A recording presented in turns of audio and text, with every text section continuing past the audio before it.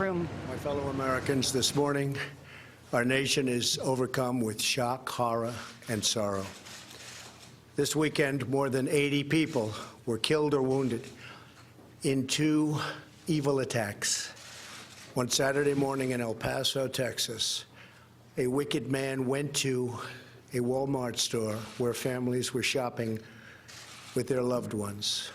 He shot and murdered 20 people and injured 26 others, including precious little children. Then, in the early hours of Sunday morning, Dayton, Ohio, another twisted monster opened fire on a crowded downtown street. He murdered 9 people, including his own sister, and injured 27 others. The First Lady and I join all Americans in praying and grieving for the victims, their families, and the survivors. We will stand by their side forever. We will never forget. These barbaric slaughters are an assault upon our communities, an attack upon our nation, and a crime against all of humanity.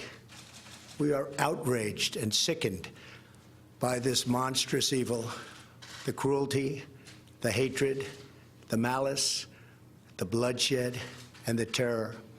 Our hearts are shattered for every family whose parents, children, husbands, and wives were ripped from their arms and their lives. America weeps for the fallen. We are a loving nation, and our children are entitled to grow up in a just, peaceful, and loving society. Together, we lock arms to shoulder the grief. We ask God in heaven to ease the anguish of those who suffer, and we vow to act with urgent resolve. I want to thank the many law enforcement personnel who responded to these atrocities with the extraordinary grace and courage of American heroes. I have spoken with Texas Governor Greg Abbott and Ohio Governor Mike DeWine, as well as Mayor DeMargo of El Paso, Texas, and Mayor Nan Whaley of Dayton, Ohio, to express our profound sadness and unfailing support.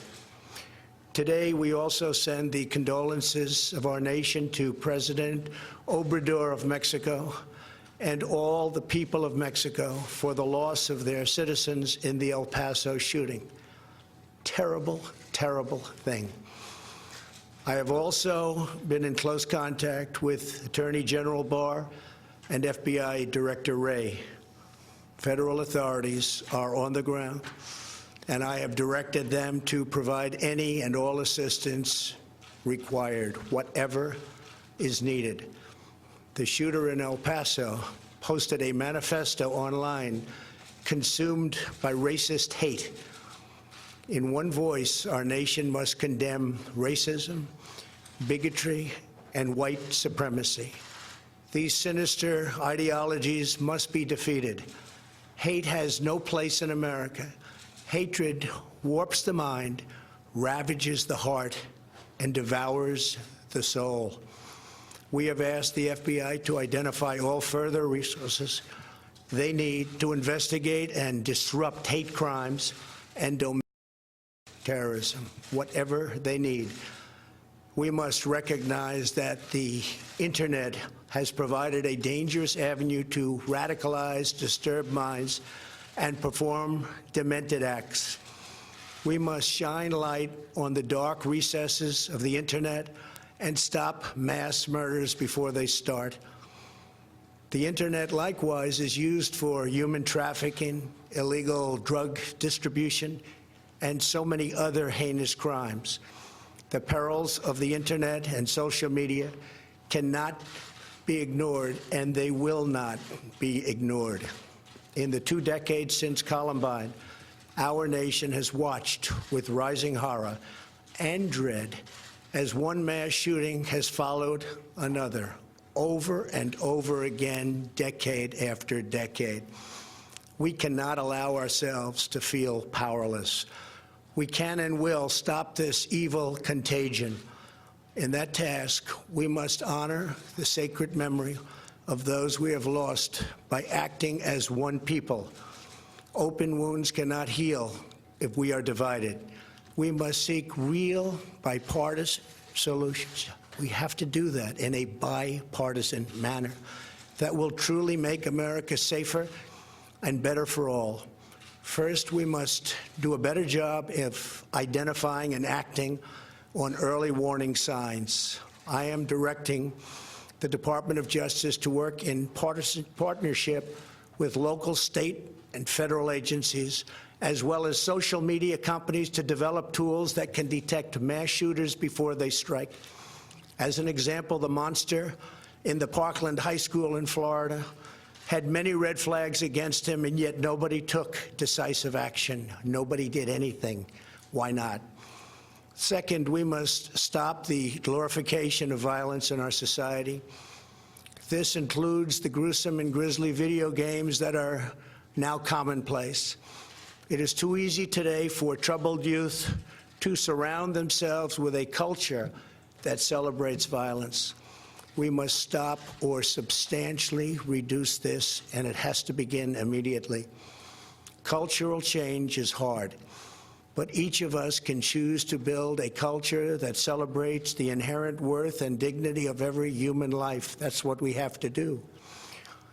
Third, we must reform our mental health laws to better identify mentally disturbed individuals who may commit acts of violence, and make sure those people not only get treatment, but when necessary, involuntary confinement. Mental illness and hatred pulls the trigger, not the gun. Fourth, we must make sure that those judged to pose a grave risk to public safety do not have access to firearms, and that if they do, those firearms can be taken through rapid due process. That is why I have called for red flag laws, also known as extreme risk protection orders. Today, I'm also directing the Department of Justice to propose legislation ensuring that those who commit hate crimes and mass murders face the death penalty, and that this capital punishment be delivered quickly, decisively, and without years of needless delay. These are just a few of the areas of cooperation that we can pursue. I am open and ready to listen and discuss all ideas that will actually work and make a very big difference. Republicans and Democrats have proven that we can in a bipartisan fashion to address this plague.